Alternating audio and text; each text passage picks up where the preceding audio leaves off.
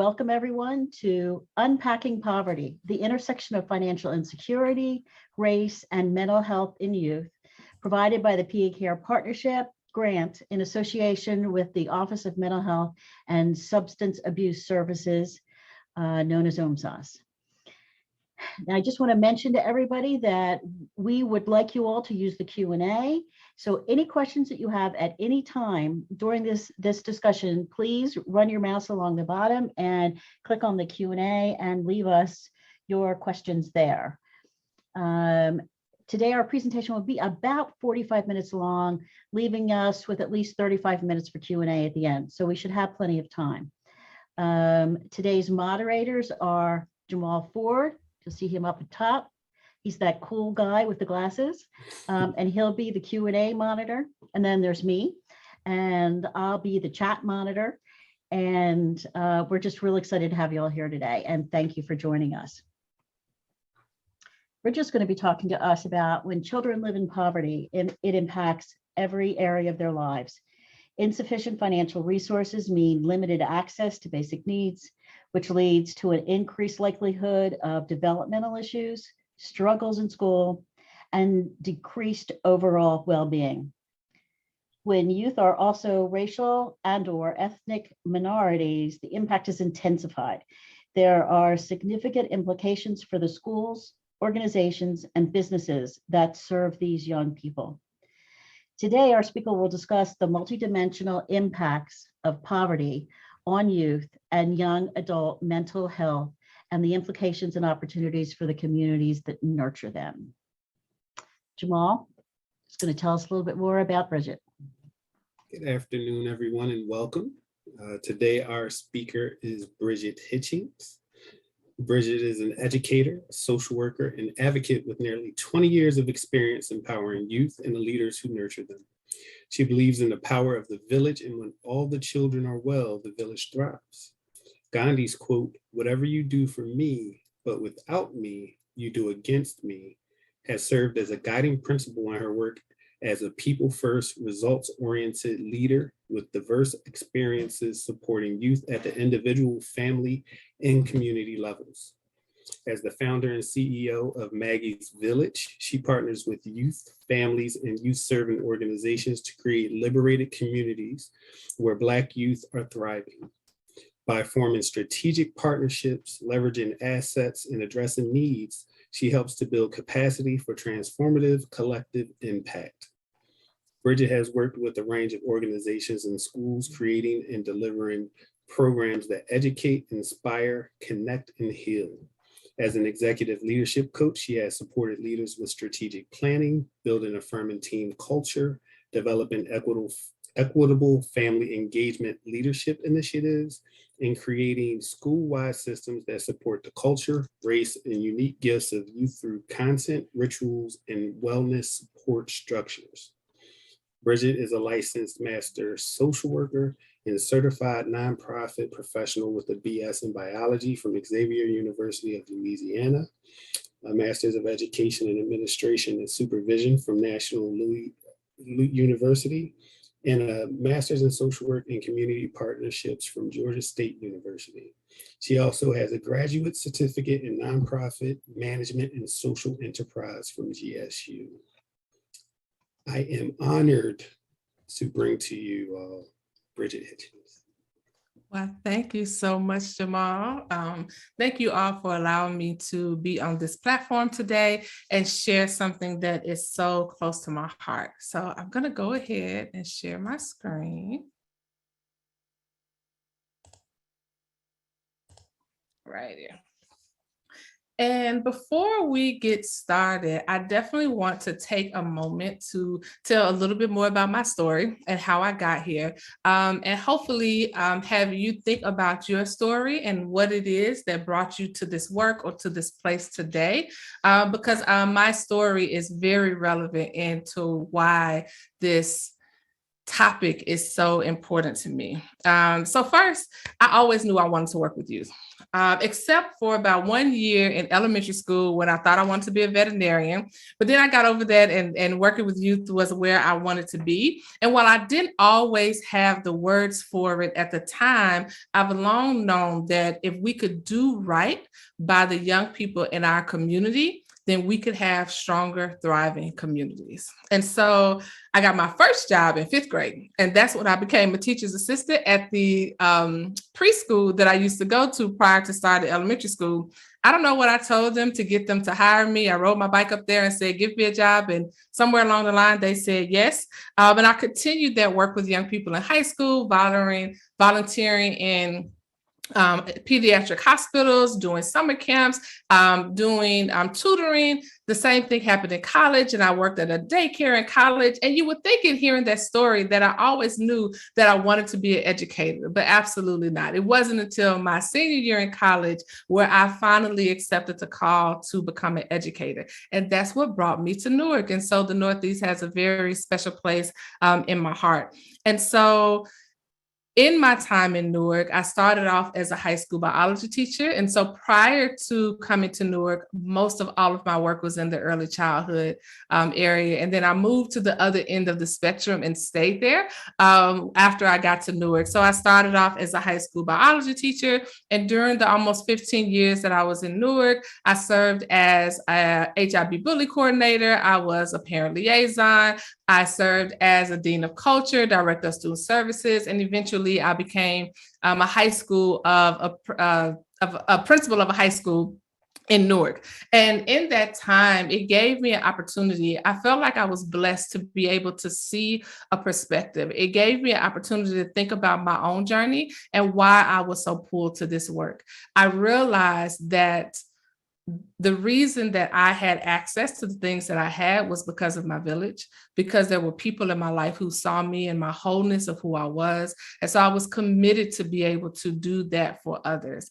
And in working in Newark, I learned so much about the challenges that our youth and families face and the resiliency that they have. But I also realized that even the systems and the organizations that were set up to support them could also cause harm. And so I hope today that we can have a discussion about making sure that we understand and we see the wholeness of the youth in our lives, that we understand the challenges that they have to navigate, but we also understand that those challenges are not who they are in whole, so that we can see all of that with them. And so I hope that you think about your journey, because we are going to get to a point in this presentation today where we will reflect on your practices and the ways that you engage with youth, particularly those who are minorities and who are experiencing poverty, and how you engage with them in your organizations and your lives, and how your journey actually impacts the way that you do that.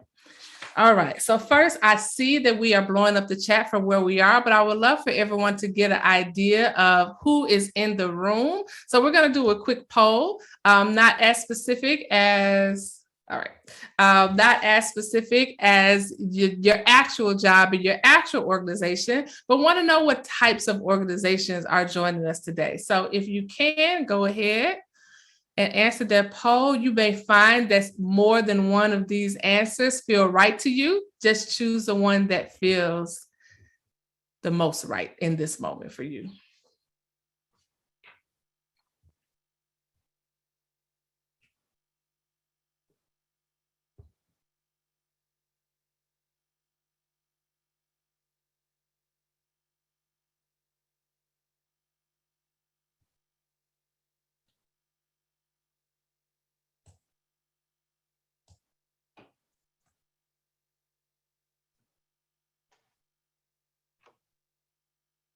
Bridget, it looks like we have a good amount of responses.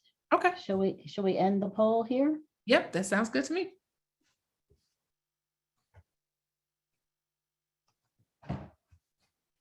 Oh, look at that. So yeah, we have a good, nice balance of social services and mental health. We have a few educators, juvenile justice and child welfare in the house, and some community outreach people. And we have a few family members here. I love that.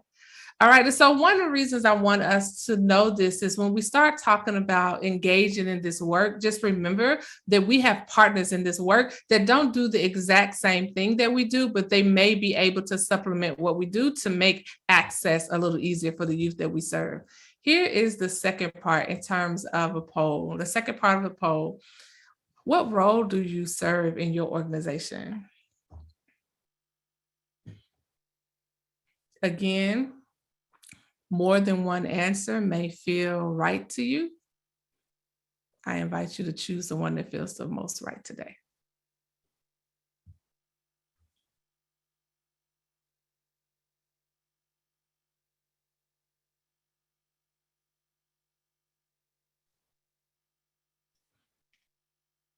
We are having great participation with the poll today, Bridget. I love that. I love a participation. Don't make me feel like I'm in here by myself.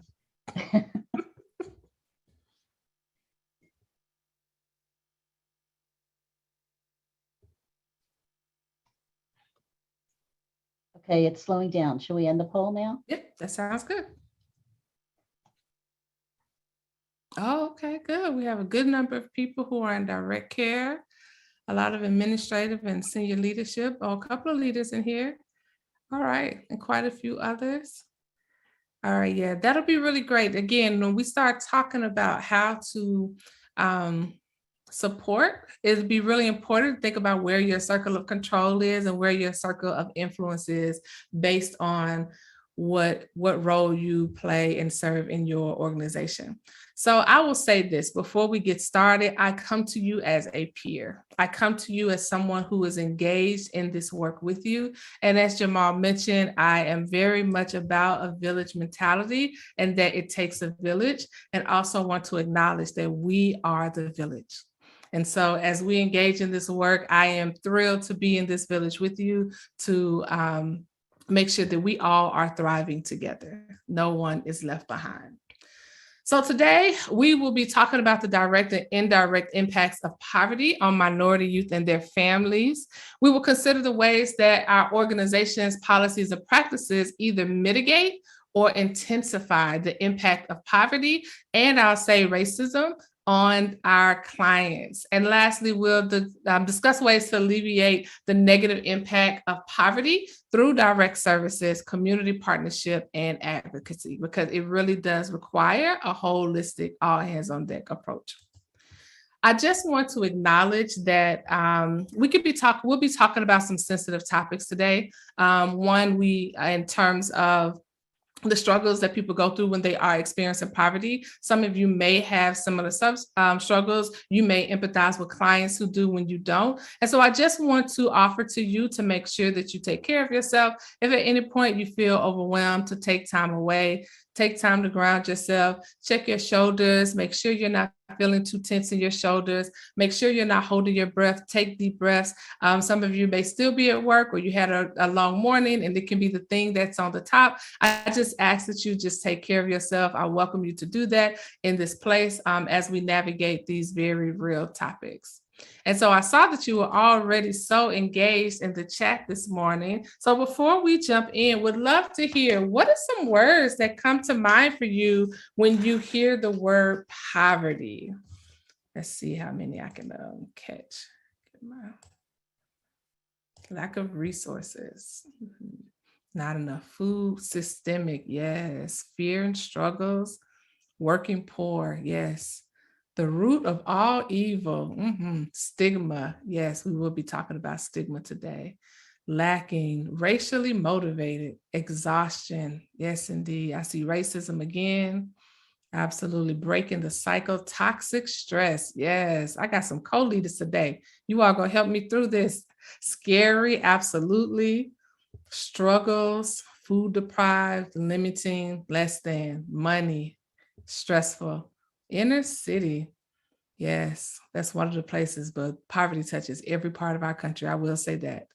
Deficit, sadness, absolutely. Food insecurity, unequal, yes. And there's so much about lack and missing, systemic. I love to see so many people talking about the systemic nature of poverty in our country.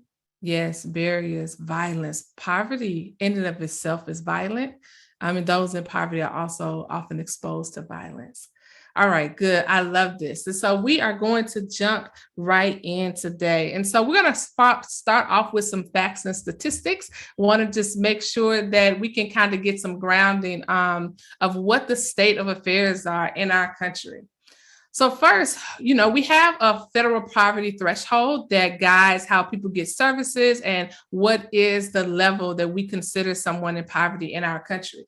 However, this formula that we use was developed in the 1960s and hasn't changed since then. We use it a little differently. We have a few other measures now that we use, but it is an antiquated one. And so researchers have shown that this actually doesn't give a full understanding of what we are facing as a country as it relates to poverty.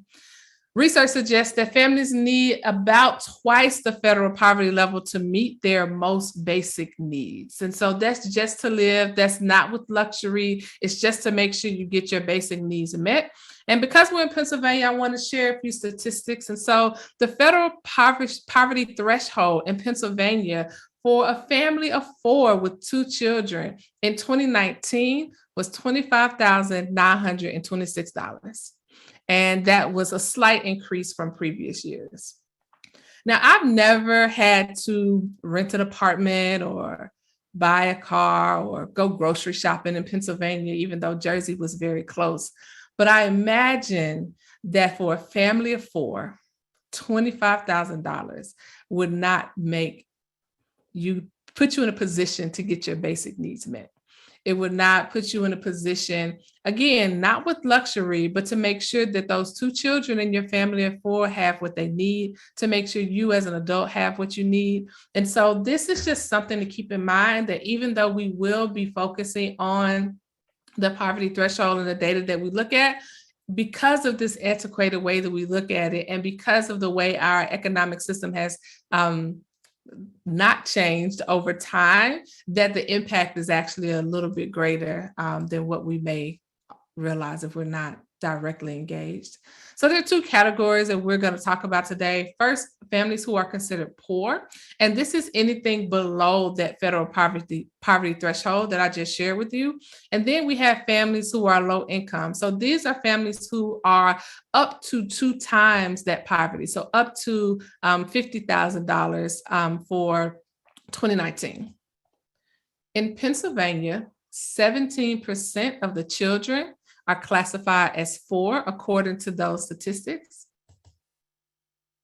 and 37% are classified as low income. And that's very close to the national average. Of course, there are some states that have much higher poverty rates, but that means that 54% of Pennsylvania youth are considered poor or low income.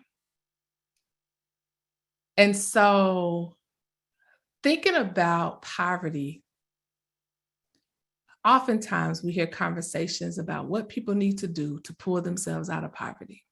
But those of you who are educators or researchers, usually if you have something, if I'm a teacher and 54% of the students in my class did not pass, that is more indication of how well I teach than it is about my students' capacity to learn. And so when we think about these numbers, and again, Pennsylvania is very close to the national average. And so there are some states where are much higher than this. But to have the children in a country that is one of the richest countries in America have over half of the children live in poverty is a crisis. Now let's look at these numbers a little bit closer. This is also in Pennsylvania, because it doesn't impact everybody the same. So if you're considering only white children, 11% of them classified as poor, and 27% classified as low income. When you look at Black children, it jumps to 35% for poor and 62% for low income. Hispanic children are 35 and 63. Asian children are at 13 and 30, and American Indian children are at 38% and 46%. And so even when you break it down by these demographics, we see that not everybody is actually impacted the same way. We'll start to look at this poverty data nationally, and you compare how much of the population certain groups take up, and then how much of the population in poverty they take up. So if you look at this first bar, it has the percentage of children living in poverty, and that bar right underneath it is the percentage of the total child population.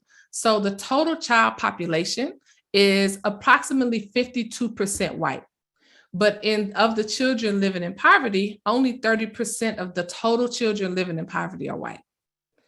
Now, if you move on to Black, non-Hispanic, they only take up about 14% of the population, but they encompass 27% of the poverty population for children. Similarly, if we jump to the Hispanic population, only take up 22% of the entire population, the entire child population, but take up 33% of the poverty population. So again, it is not hitting everyone the same. And so it's important to know that. This is another very staggering fact. I will say that these are pretty little. So look more at the size of the graph and I'll tell you what you're looking at. So at the bottom are the names of countries. Countries that are developed countries, countries that have systems of support in place. And this is a measure of what their poverty level is. Where you see that red line is the United States of America. We have one of the highest child poverty rates in the world. There are only a few countries who are higher than us. Again, in the country, one of the richest countries in the world, and have one of the highest child poverty rates. And so that impacts the way that we engage. And the other thing that is heartbreaking, and we'll talk about this a little more, is that when you start to hear conversations about wealth and economics and working and making an income that's a living wage, too often people will talk about the individual and what they need to do. If you just do this and pull yourself up by your bootstraps and do what you need to do, then you are in a position to get yourselves out of poverty. I did it. My grandfather did it. I paid my way through college. But when we have a situation like this, you have to understand that the individuals in poverty are not the ones that are causing this problem. And there are many other countries who have less than we have that are doing well by their children. So thinking about that, if it's not the people, what are some of the causes of poverty in this country? Go ahead and drop it in the chat, and then we'll dive a little deeper into that question. Systemic racism, inequity, bias, racism, yes. A two-party system, unemployment, lack of education, unfair hiring practice, capitalism in all caps, white supremacy culture, denial, lack of skills, capitalism, terrible policies, it's generational, gentrification, lack of opportunities, housing policy, poor leadership, political decisions, lack of equal pay, classism, absolutely. Billionaires, absolutely. In order for us to have billionaires, we have to have poor people. The 1%, low minimum wage, the minimum wage hasn't been changed in over a decade, even though everything else has. Absolutely. All right. So we're going to watch a quick video. And again, one thing I will say is that this video is talking about the UK, but you will see a lot of similarities that I think are very relevant for our conversation today. We hear a lot these days in the media about families in poverty who are struggling. We're told they're making bad choices and need to change. But are families in poverty really so different to others? We spent time with 8 families and surveyed 1,000 parents and children in England, rich and poor, to learn more about what life is like for them. Nick spends pocket money on new clothes. His parents buy him tickets to music festivals, and his uncle arranges work experience in his international company. Rose gets second-hand clothes from her friends, stops asking for a music magazine because mum could not afford it, and works in the local leisure centre. Frances gets an iPad from her parents. She uses it to do homework with her friends and gets annoyed when other kids in her class haven't done homework. George's parents can't afford a tablet. He has to borrow the school's and do his homework there. He does it alone so his friends don't see, and he struggles with homework because he can't take it home, and then feels upset when people think he hasn't bothered. The children who we spoke to, rich and poor, had similar aspirations and ways of doing things, and their families were doing their best to support them. But children in poverty are 5.7 times more likely to be excluded from social experiences, 5.5 times more likely to go hungry, and 5.9 times more likely to have been made to feel ashamed because they don't have money. Children and families in poverty aren't doing anything differently in a way that causes their poverty, but they are having to do extra things to deal with that poverty.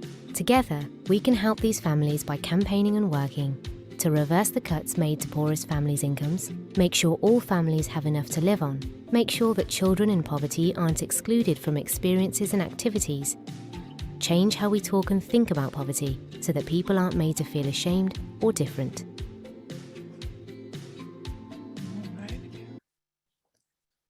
So that's probably not a surprise. And like I said, it is important for us to realize that people experiencing poverty are not the cause of high poverty rates.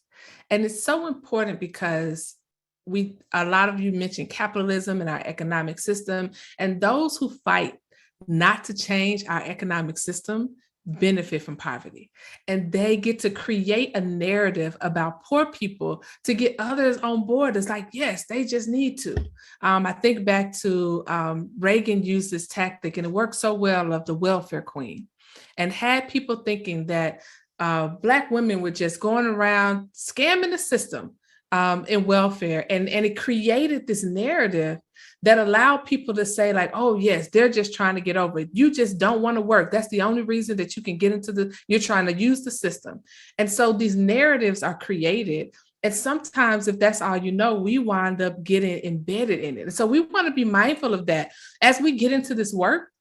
There's so many things, and I love the things that we're talking about, but sometimes things can creep in. Sometimes these beliefs and these biases that are embedded in our system can creep in. And so we have to be vigilant and to question everything that we see, especially when things come around to, hey, if you get a better education, then you can get yourself out of poverty. If you do these X, Y, and Z things, then you can get yourself out of poverty. And that's not to say that nobody can, but that is actually not the problem. And so when we look for solutions, we need to look at what the problem is, and the people aren't the problem. So we mentioned systemic poverty. I won't stay here too long, but I wanted to kind of talk about what has been happening in our country as it relates to income. As our poverty situation gets worse, in some cases, it looks like it's balanced out, but we are measuring it a little differently in different places. And so the first chart that we're looking at, the gaps in income between upper income and middle and lower income households are rising. And the share held by middle income households is falling. You probably have heard people saying there is no more middle class. And a lot of times when we have people who a few decades ago could pay their way to college, like I paid my way through college. Why do you have to do things? College was about 10% cheaper than it is right now. And so, and what you made in terms of cost of living and income was different. And so we hear the rich keep getting richer, but it's at the expense of everyone else. And this is another way to show that the richest family are the only group who have gained wealth since the Great Recession. So just to gauge what you're looking at. So this is the change in median family wealth over time.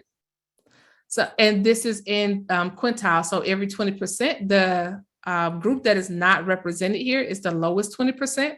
Those numbers are beneath the chart if you are interested.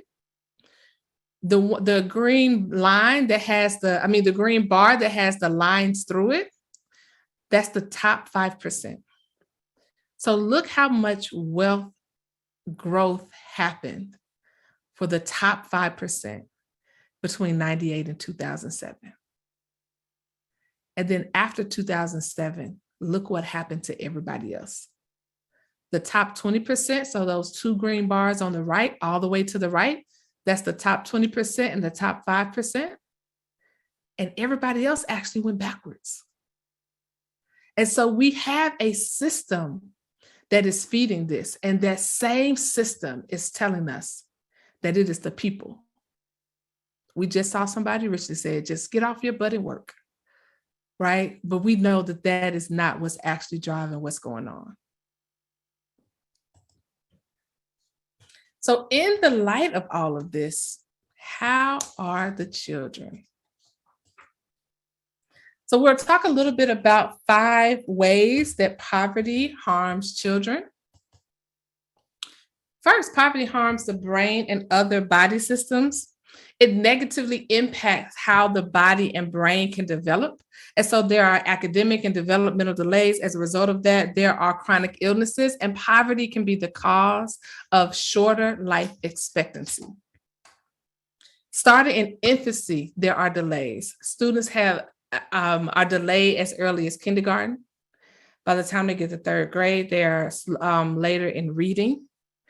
They are more likely to drop out of high school and less likely to get into post-secondary education. And so this starts, and in a lot of cases, if you are familiar at all with attachment theory and stress, a lot of the impact from poverty can start in the womb. If you have mothers who are experiencing poverty and the stress that comes with poverty, then their babies are impacted by their stress before they even get here. The second one, poverty creates and widens the achievement gap. And so we talked a little bit about that from the education perspective. The stress and things that are associated with poverty, the slower development, both behaviorally and the brain development, impacts this achievement gap that we hear so much about. We hear about it from a racial perspective, but there absolutely is a poverty achievement gap as well. It leads to poor physical, emotional, and behavioral health. Diets. People in poverty often don't have access to nutritional foods. So it impacts their development if they don't have access to healthy food. If you're living in a food desert, you don't have access to the right health care. So you might not be getting preventative medical and dental care, which can impact your health as well. And so being able to think about all of these different things, that living in economic or financial insecurity impacts all of these things as soon as children get here. And actually, younger children are more impacted by poverty. So if they start experiencing poverty from birth to the preschool years, the impact, it tends to be more long lasting for them.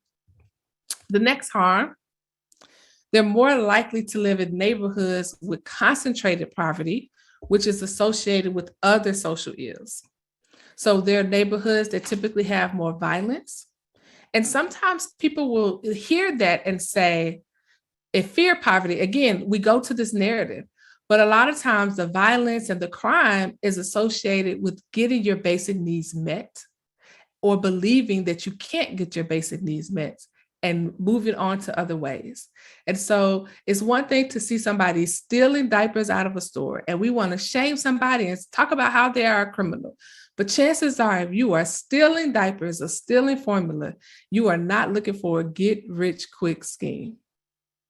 But we put them in the same category as somebody who is stealing other things. We have wealthy people who are out here doing all kinds of crime. But when we look at people who have limited access and we see them doing things that are basic needs of survival, then they also deal with the shame that comes with that as well. And also the harm that is caused by having families and parents who are stressed by the impacts of poverty. One of the things that came up a lot in the chat was generational. And one of the reasons that it is generational, one, we know we are in this inequitable system, but also because if you start to be impacted by it as a child, it does put you on a trajectory to be able to, some of those coping mechanisms that are maladaptive, those things can also go further in life. And then you don't necessarily build the skills. You have the stress, you have the behavioral setbacks, you have the mental health, you have the physical health, and all of those decreases the likelihood that you would ever be able to get out of that situation again, because you are fighting a system that is much bigger than you and your family. So we want to talk a little bit about stress and what happens to the body when we are exposed to what's called toxic stress.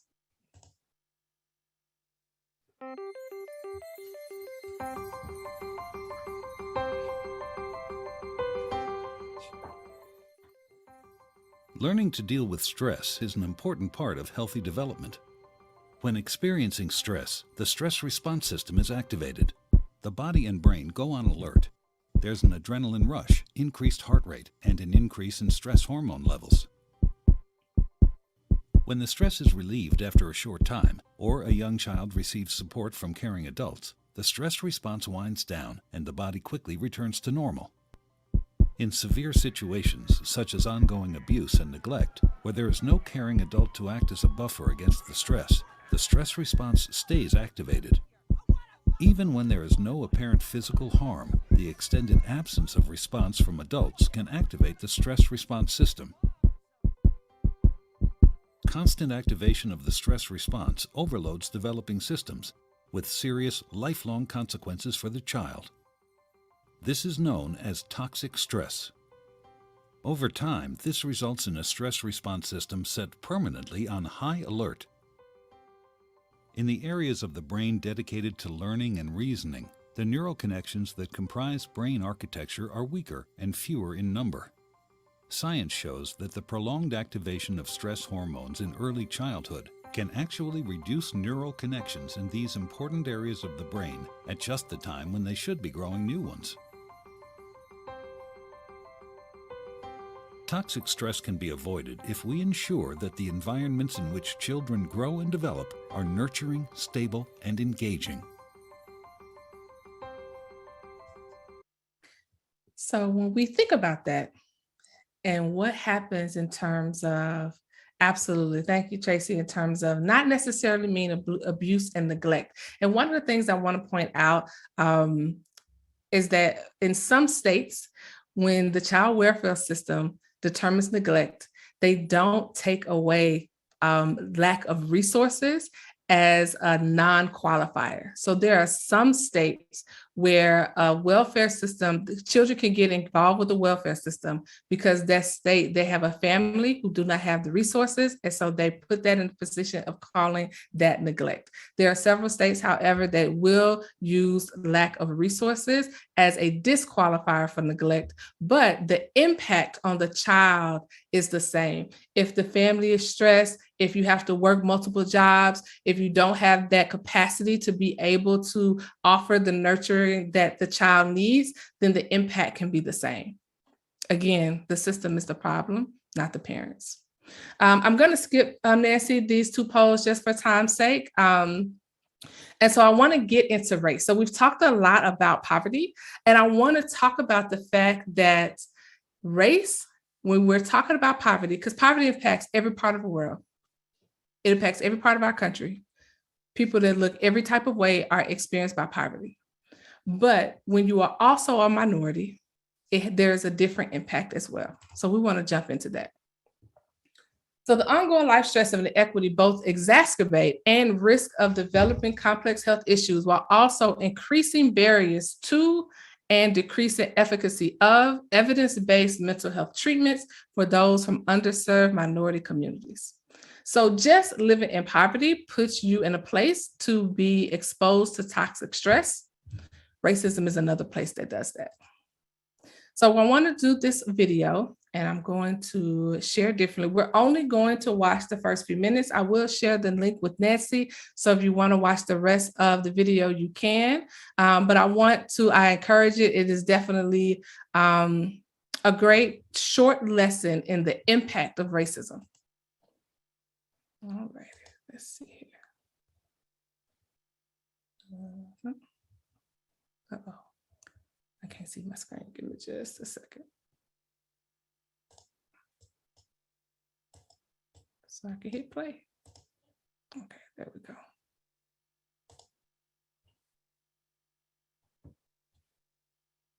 There we go. All right, here we go.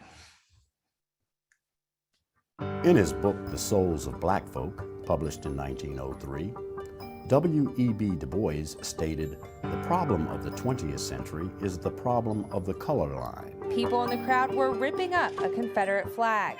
And unfortunately, recent news accounts indicate that racism and discriminatory race relations remain a significant problem in the 21st century. This is the front lines of the war. Because this is a problem that affects us all, this video series is for everyone. Deep down, I always knew this could happen. In this first episode, we explore the impact of racism and race-related stress in America. And we got a long way to go until we feel equal.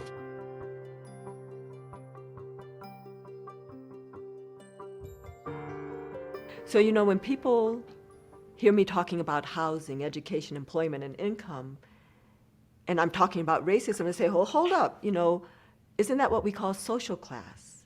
Why are you including that in racism? Are you talking about racism, or are you really talking about social class? And so that's such an important question that I'd like to address it head on. And the first part of my answer starts with the observation that it doesn't just so happen that people of color in this country are overrepresented in poverty, while white people in this country are overrepresented in wealth. That's not just a happenstance. And for each marginalized or stigmatized or oppressed group of color, there's been some initial historical insult or injustice. So for American Indians, it was the taking of the land and the near genocide and the moving of the survivors to so-called reserved lands, reservations. And in some instances, when something good was found under one reservation, oops, you got to take the people and move them somewhere else.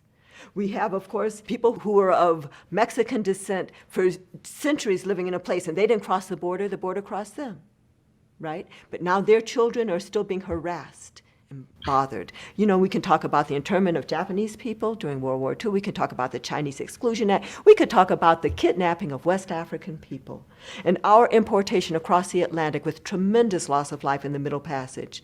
And then for the survivors and their progeny for generations and generations, what I describe as the coerced usury of our unpaid labor for centuries to build this country. But when I start talking like that, which is the truth, some people say, well, Dr. Jones, there you go, talking about slavery. They say, Dr. Jones, don't you realize we all recognize that slavery was an unfortunate chapter in our nation's history, but the enslaved people were emancipated in 1865, and we are now in 2016, so that's 151 years ago. So Dr. Jones, all else being equal, don't you think the impacts of slavery would have washed out by now? Well, the key phrase there is all else being equal. And all else hasn't been equal since 1865, and all else still is not equal today. And there are still what I describe as contemporary, present-day structural factors that are perpetuating each of these initial historical injustices. So when people ask me, are you talking about racism, or are you really talking about social class? My answer is that institutionalized racism explains why we even see an association between social class and race in this country. And that's a very important observation. If I had a magic wand and I could eliminate poverty across this land in all groups, I would do it today. But even if I did it today, even if I eliminated income inequality and made us all the same, if I did that without addressing the background mechanisms of institutionalized racism that were deliberately put in place to shunt different populations into different opportunities, even if I were to equalize income today within one generation, we would start to see a stratification by race again in terms of income and social class. Your race is a signal for other people and for other situations to engage with you in ways that are not appropriate, to indeed say things or do things because of your particular race. It's not that your particular race is generating those particular stressors, and that's very important. The blame falls on the other people and situations and so on that cause those things, not you as the individual. We go to these ideas like resilience as a way, which I appreciate those ideas, and they're helpful, but the responsibility for the alleviation of race-related stress is not within the individuals who experience it. This is our problem, all of us. One of the experiences. And so again, I will drop the link to this when you get the resources for the session. I highly recommend watching the rest of it as well. Give me just a second. I want to make sure I'm sharing the correct screen.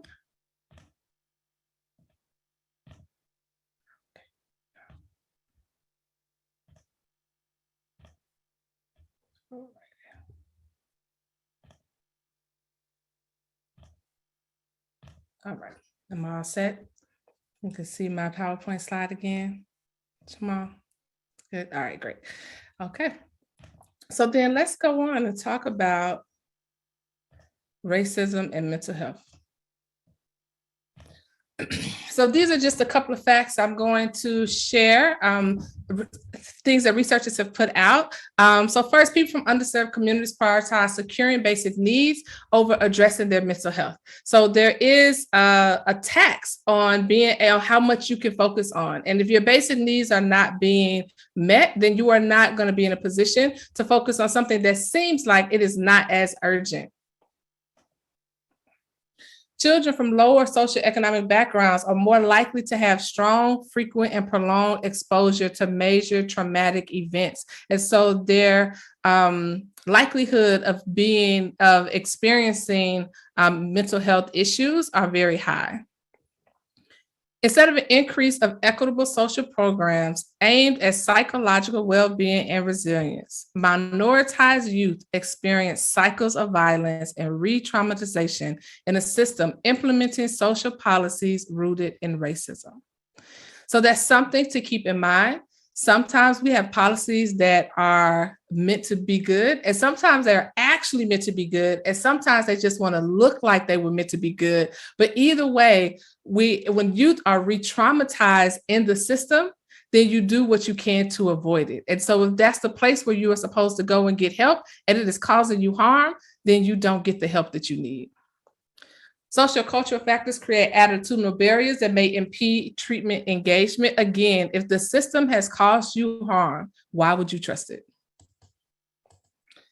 Going forward, rural and low-income counties have the highest need of unmet mental health needs in the United States. And so we often talk about what happens in urban areas and how poverty is spread throughout urban areas, but rural areas are deeply impacted by poverty and therefore also have less likely to have access to mental health just because they are in rural areas. Racial and ethnic bias within the healthcare system can serve as a barrier to accessing treatment. And sometimes that racism is direct, and sometimes it is microaggressions, and sometimes it is not being believed. And so all of those things, again, are re-traumatizing. And so therefore you don't get access. Patients benefit from culturally sensitive clinical settings with providers that match their racial and ethnic identity. And so if you are decision-making in an organization that serves minorities, your hiring practice should take that into consideration. This is not to say that everyone needs to reflect the identity of every person that they serve, but if no one in your organization reflects the identity of the majority of people that you serve, then you may be positioning yourself to also cause harm.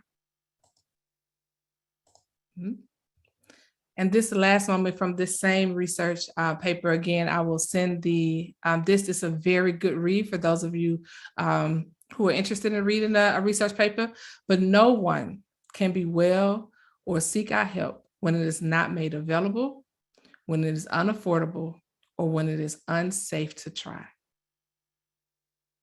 This is the reality for so many minority youth in our country. It's one thing to have to battle the stress that comes from poverty.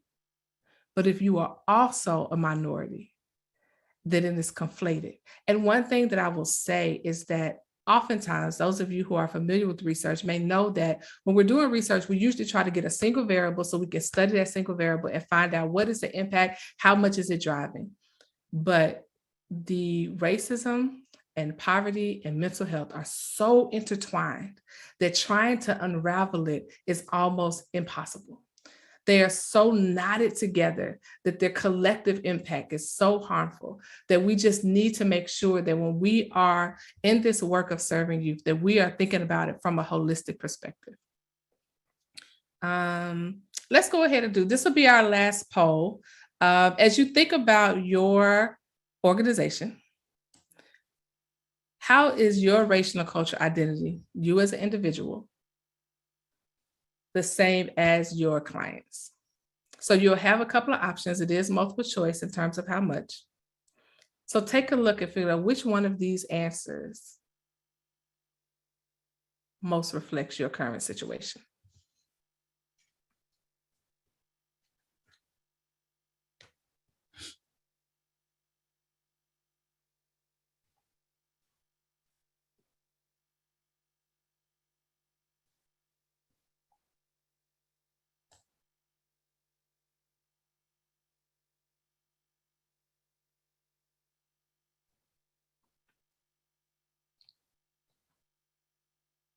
Looks like it's slowing down.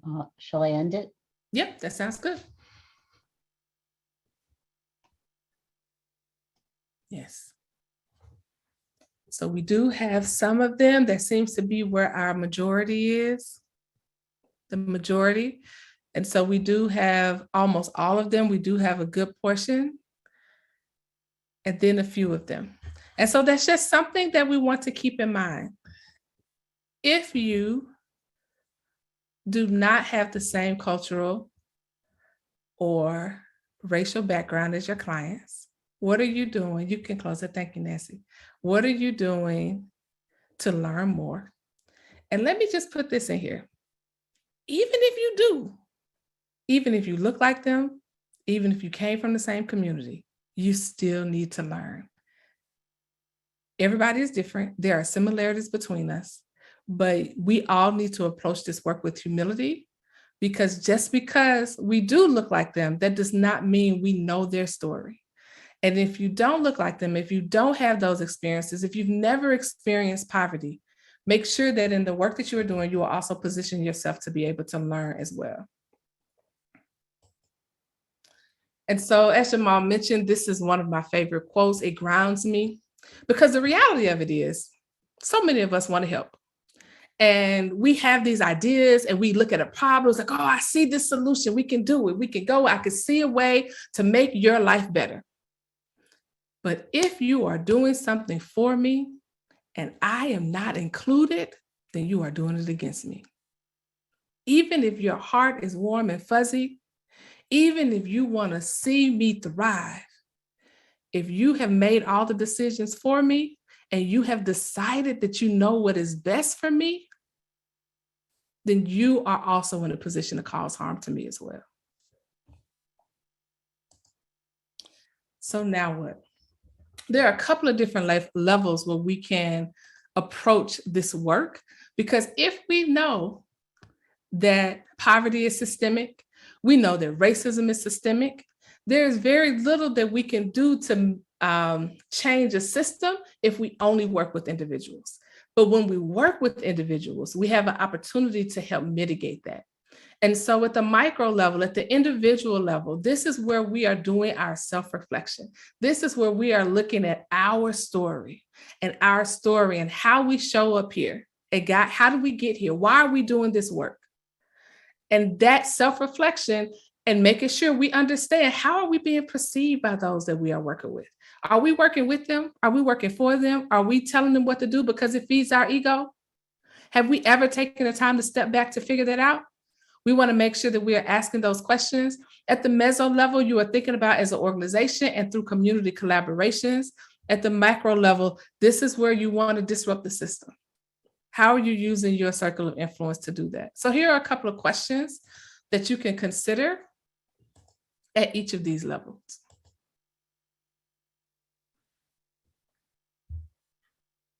One that I want to highlight is beware of saviorism. If your story started with, I saw these poor kids, I saw this story and it broke my heart, and I wanted to come in and do something about it, there's nothing wrong with that. However, you have to make sure that you are not coming in with the savior complex. One, because it can cause harm, but two, if you have a saviorism complex, then everybody looks like a villain or a victim. And so if there are people that you can support and help and they are grateful, then they are this victim and you are coming in to save the day. If they don't respond in the way that you think they should, if they don't seem grateful, if they give an attitude or don't show up when they say they're going to show up, then if you have a saviorism mindset, you are likely to make them a victim, which positions you to cause harm.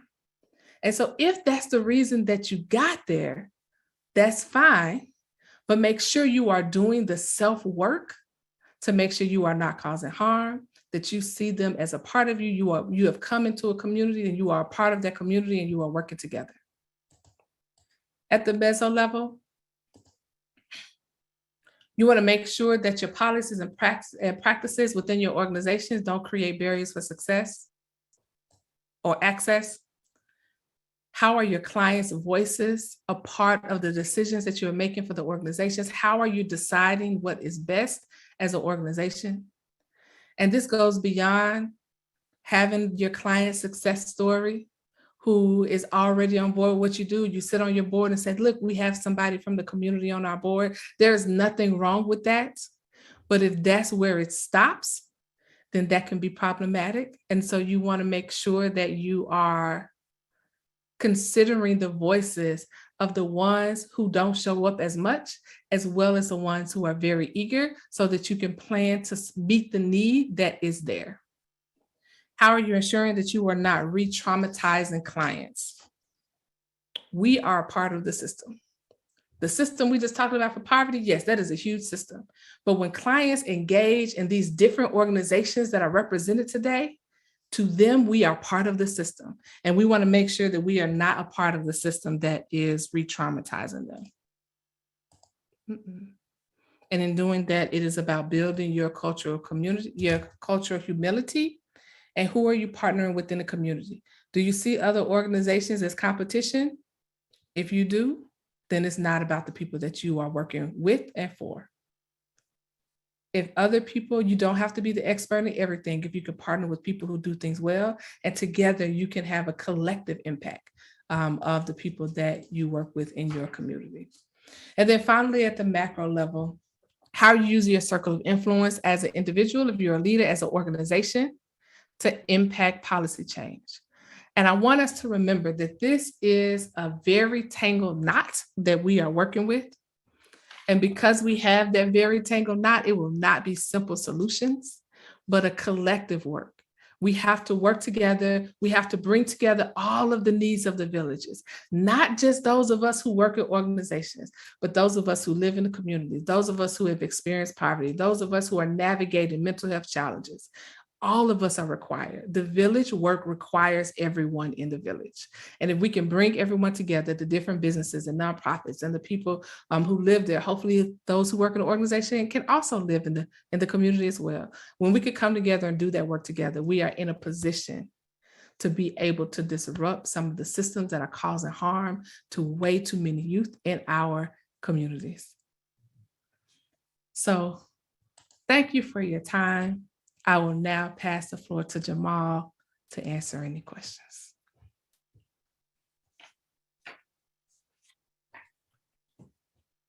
Thank you so much, Bridget, for a very informative presentation. If anyone has any questions for Bridget about anything, could you please place them in the Q&A? And we will try our best to get to it.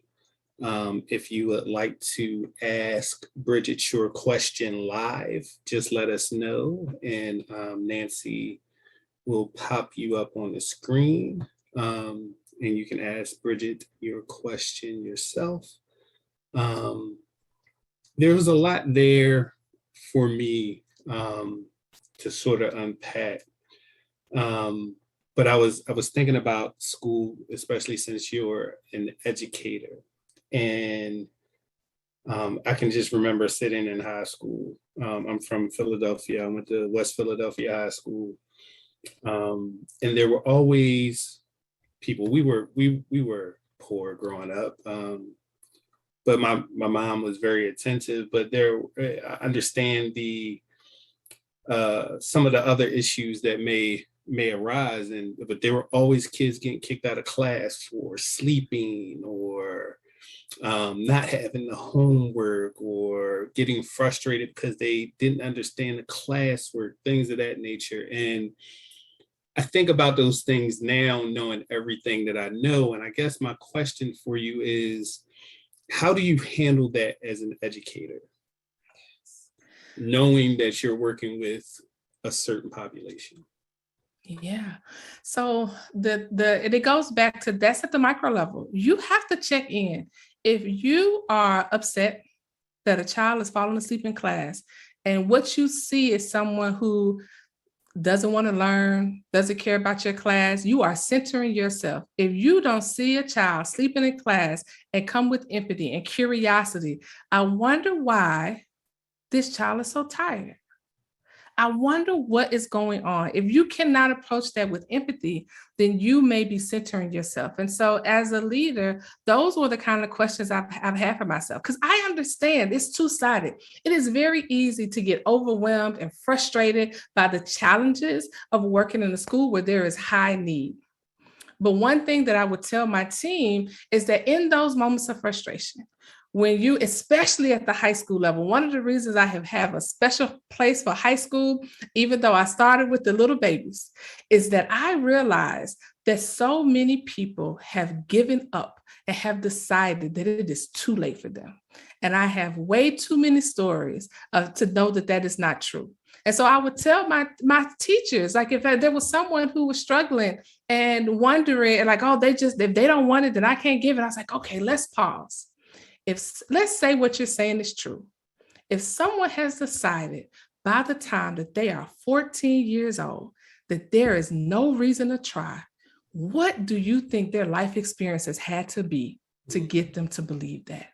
If we can see them as people, if we can understand that there had to be, if everything was going well and you out here living your best life, you don't decide at 14 years old that there is no reason to work. And if we forget that, and the high school is hard because when you look at faces, it's hard to forget that you are talking to a child because that child might be bigger than you. And so we have to remember that these are still children. They are children with more autonomy. They have more skills, but they also may have more baggage. They also may have more responsibility. And so we have to take that time to take care of ourselves, but also to check in and realize that how am I showing up in this space? And if the way that I'm showing up is causing harm, then I need to get out the space. Thank you. Appreciate that answer. Nancy, Jamal, may Sure. I ask a question? Mm-hmm. Bridget, I was thinking as we were looking at your last slides and your levels of micro and macro and leadership. And what came to mind for me was that those of us who don't necessarily feel we have power or feel powerful have amazing power in our ability to vote. And I see that as a macro level for all of us. And I was just curious about your position on that. Absolutely. And I would even take it a step further, being able to engage others in it, right? So you may not feel that you have the power to, go stick it to the man, whatever that means in your world. But being able to go to the ballot box and bring somebody with you, encourage somebody else, and take the time to engage in the conversation with someone who says, it's not even worth it. Why would I bother? My vote doesn't count. being able to have those conversations as well are also part of having that power at the macro level, being able to put pressure, because the reality of it is too many politicians believe that poor people and people of color won't put pressure on them, and they don't have to be accountable to them.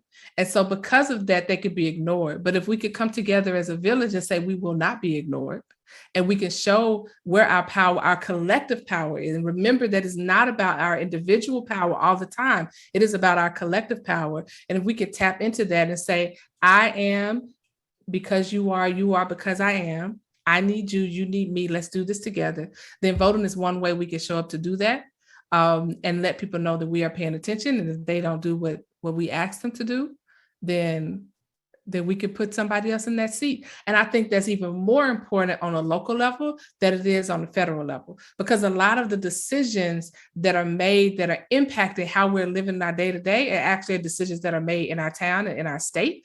And so even though the national elections get a lot of attention, being able to bring people into the importance of those local elections to make sure that their voices are heard there as well. Thank you, Bridget. I appreciate your answer. Jamal, did you have somebody you wanted me to pull up? No, well, I saw some hands raised, so I wasn't sure if there was anyone who needed to be pulled up.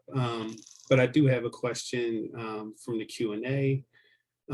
Angela asked if you might offer some examples of ways we might be traumatizing people for those who may do things unknowingly. Mm-hmm. So the first thing that comes to mind is microaggressions, and they are rooted in assumptions, and they are rooted in assumptions that you may not realize that you've made because they are just so much a part of culture. And so making assumptions about whether or not someone can or cannot fill out a form, making assumptions about people's ability to be able to engage with you and make decisions for themselves. I think that is one of the bigger things. If you show up in a way that you know what's best and you are coming from a really great place, but you are showing from coming from a place of you know what's best, then that is a way to re-traumatize for people who everywhere they go, people are telling them they don't know what's best for them. Particularly when you're thinking about young parents who have, you're concerned about putting them in a position to do what's right for their children. And your approach is to come through in a threatened way, whether you are in a school system, whether you are in a welfare system, whether you are in a social services system. If you don't see that person as a human and someone who loves their child, and then you are a threat to them because they say you don't actually want to help. You are looking for a reason to break my family up. So those are some of the type of ways that we can re-traumatize. Other ways is the way that we respond when people don't show up the way that we think they should, right? And so when they don't do the follow-up referral that we've asked them to, when they don't complete the homework assignment that we've asked them to, and so then we did start to make assumptions about them, and we don't take into consideration what they're going through. And the way that we respond to them can also be traumatizing as well. And so a lot of times it is the small things that are the re-traumatizing, because you're talking about people who are possibly on the edge, because one way that somebody describes microaggressions, for example, is death by 1,000 cuts. And you might be 1,001 and be the one that send them over. It's not that the thing that you did seems so major, but if you don't take the time to think about is the way that I show up impacting the people that I work with, if you don't feel like it's worth your time, then chances are you are positioning yourself to cause harm.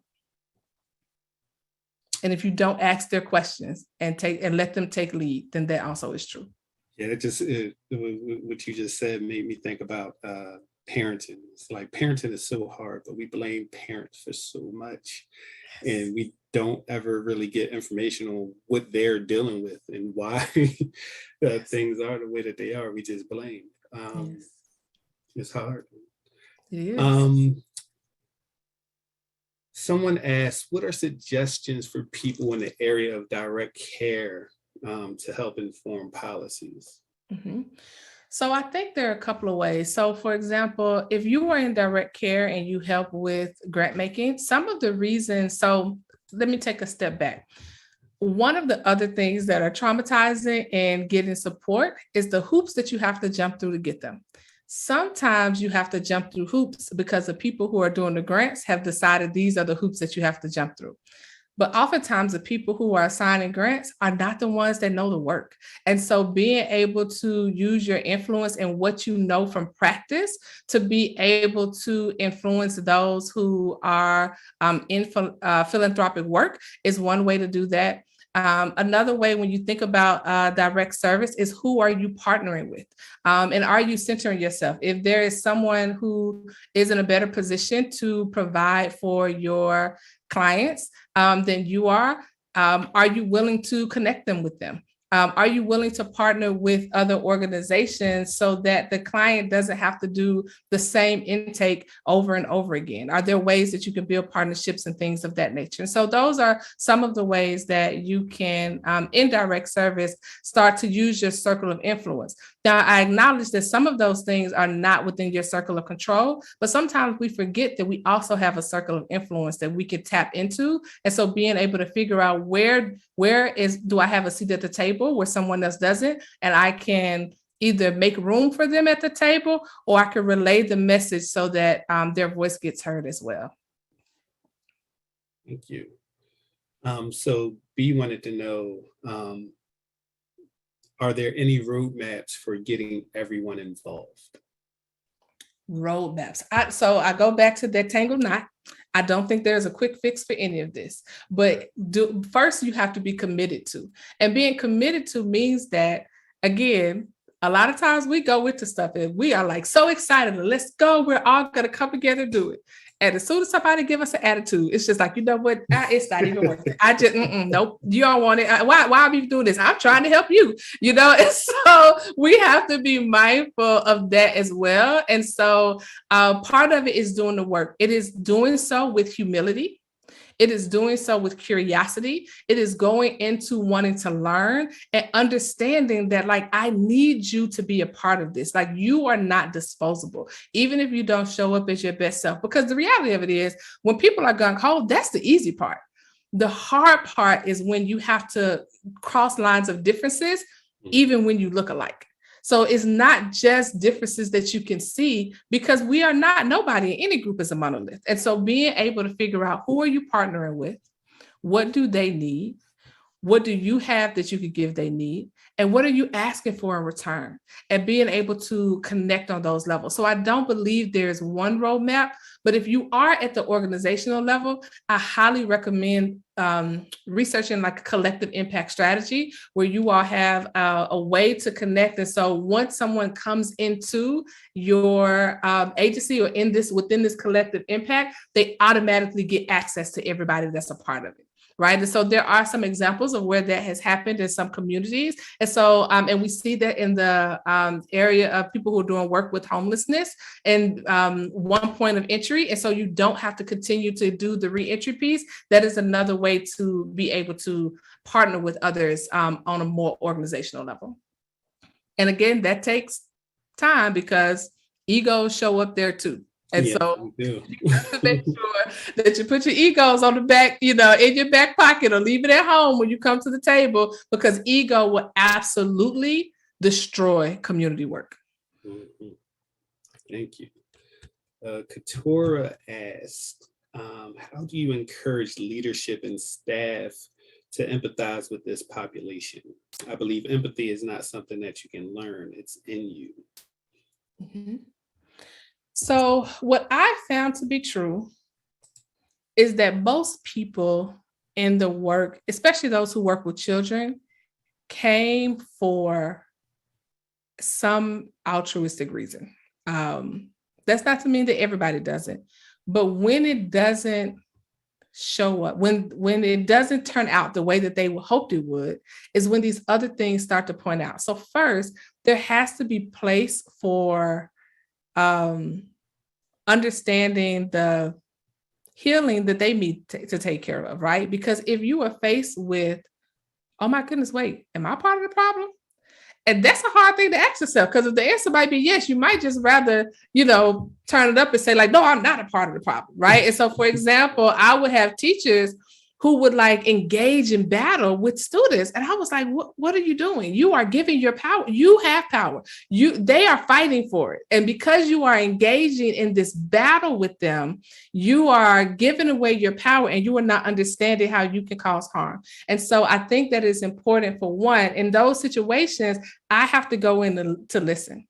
I have to be able, even if I am infuriated with the way that you are talking to this child, I have to be able to tap into who you are as a person, what brought you here, that whatever that soft spot was that brought you here, and you said there was some value in being here, I have to tap into that part of you first. And when I get to that place and I make you feel heard and I realize that there is a place for your voice, that also creates space for me to give you feedback that may not be easy to hear, that doesn't necessarily come with judgment.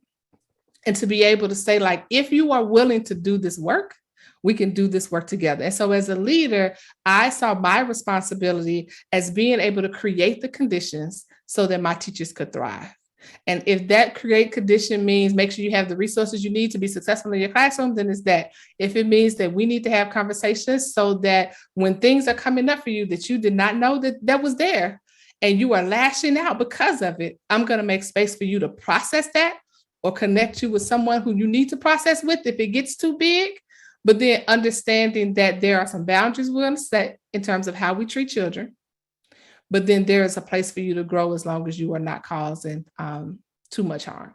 And so that is where the work is. That's the hard part. And honestly, that's the work with parents too. Right. I had a colleague said, like, you are the parent whisperer, the angry parent that come in ready, arms pulled up. I was ignored. And so we would come tied up, vaccinated. I was like, who are you coming to fight today? I need to understand what is happening. And in almost every situation, by the end of that conversation, they were in tears. Usually people yell because they don't feel heard. And so they just feel if I just yell or things like that, or they are, and anger is a misplacement for all of these others. Fear, disappointment, sadness comes across as anger. And if you can not get caught up in the anger and try to find out what's behind it, and people don't have anything to fight against, then you get to tap into like, oh, and when they kind of break down that defensiveness, then that puts you in a position to support them where they are.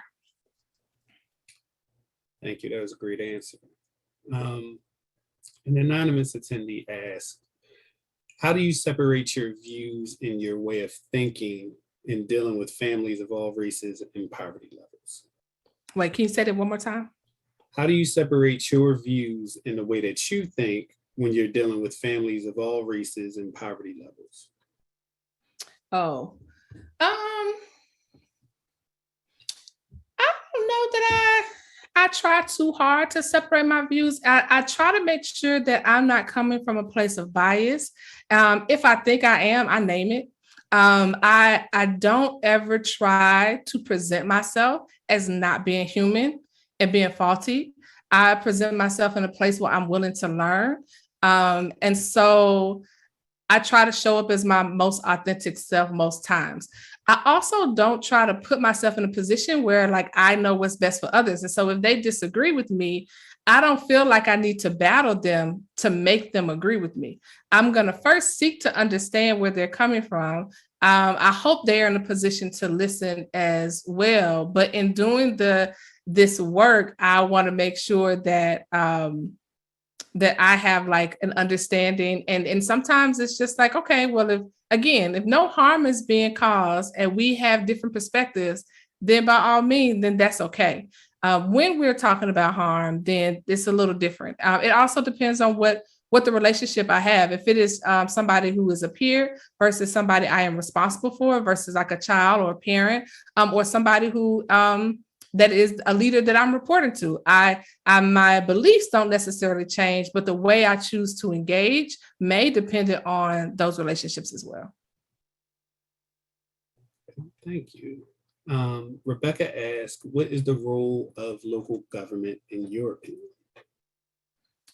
When I think about local government, I think about school boards, and so their responsibility for educating our children. I think about how we utilize the law enforcement how we utilize mental health services. Who do we call when there is a problem? I see that at the local level.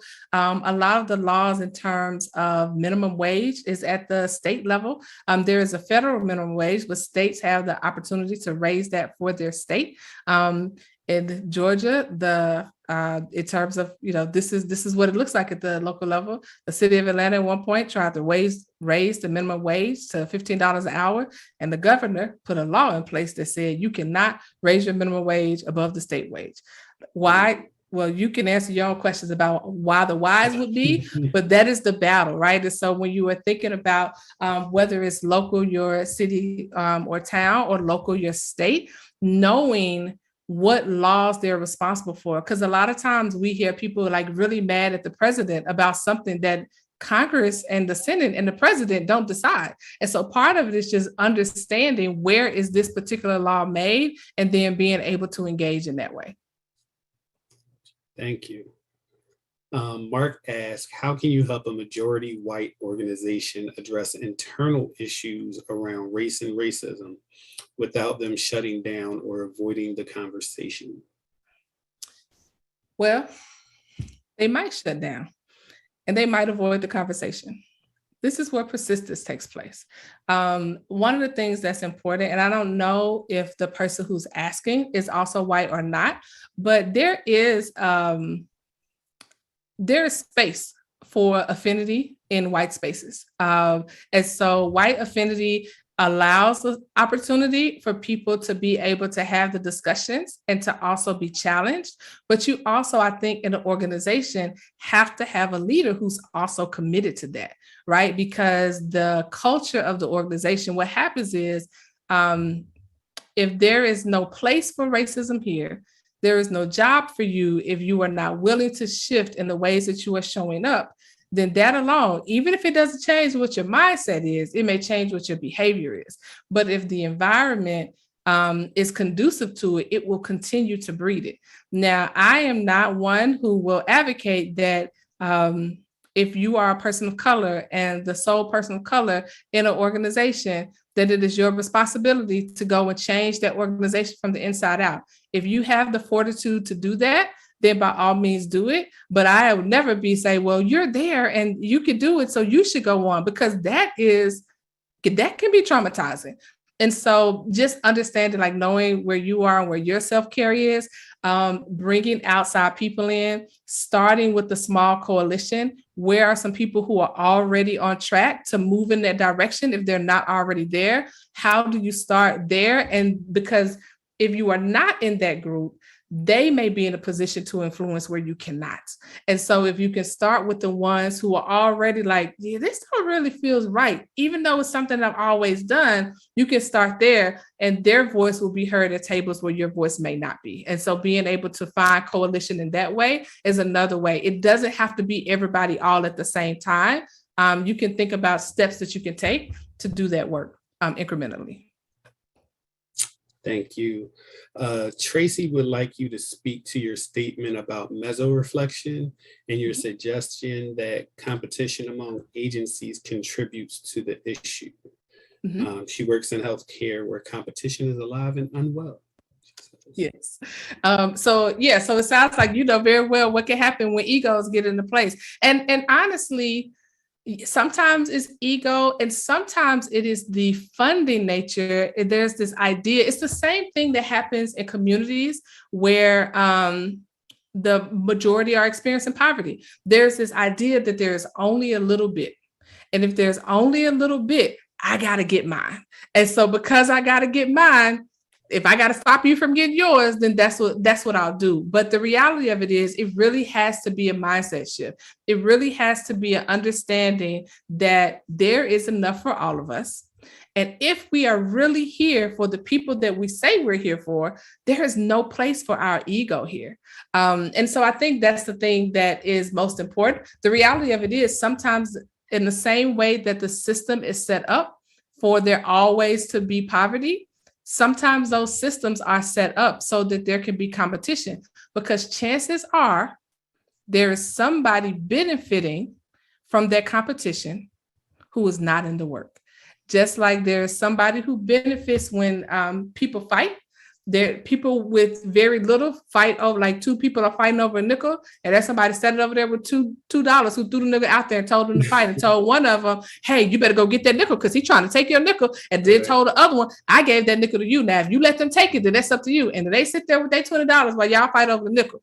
That is the culture in some of the places. And so being able to name that and being able to say, to be able to point and connect the dots, because people will try to gaslight you. And so get the data, make sure you have your facts, bring your receipts and show. And then there are a few, if you Google collective impact, there are a few examples of organizations that are doing as well, that are from different sectors that come together to be able to serve a community. And so being able to do that. So again, if you are willing to engage in that work, to bring to people who are in a place where they may be willing to listen, where they are not quite comfortable with the way things are and may need a little push to use their influence, because your influence is also finding out who has circles of influence that you are not in yet? And how do you have influence with them and they have influence with somebody else? And how am I pushing that to get to where we need to be?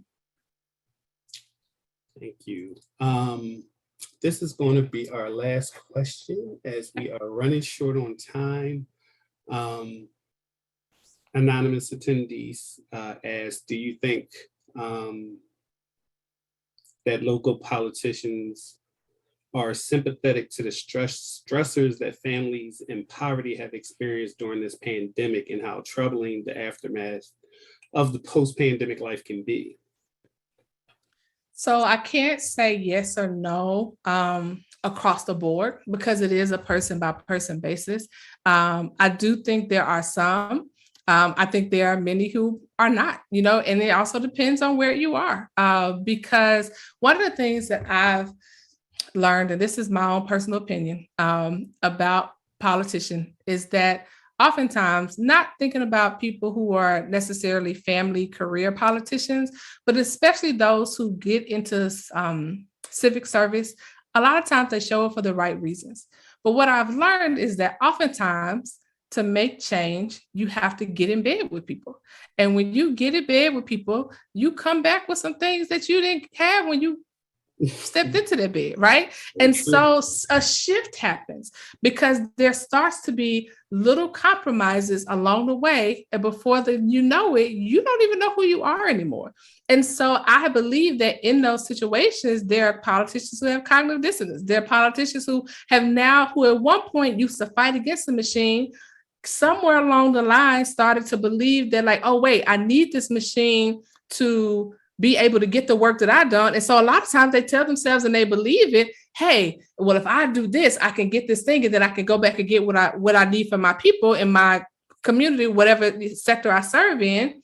And then before they know it, they are now part of the machine, and they are recruit other people to be a part of the machine. And so the reality of it is there probably are local politicians who don't know, but there has to be some pressure. If the only pressure they have are people who are benefiting from poverty and people who are benefiting from racism, then they have no reason to change.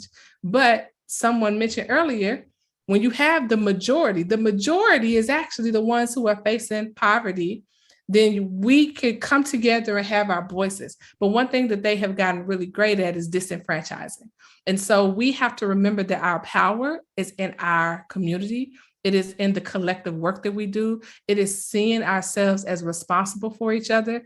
It is not canceling people when they don't show up as their best selves, but calling them in to be able to support them and get them where they need to be. And then calling people to the carpet and say, it's all of us. So I hear that person over there talking to you, but we're the ones who gonna vote. And so if you don't get your act together, all of us are ready to put you out. And so if we can't get to the all of us, it makes it a little bit more difficult to do that. So true. So very true. Thank you so much, Bridget, for a wonderful presentation and a lively Q&A. Our next presentation is titled The Pandemic, Racial Disparity, Awareness and Understanding.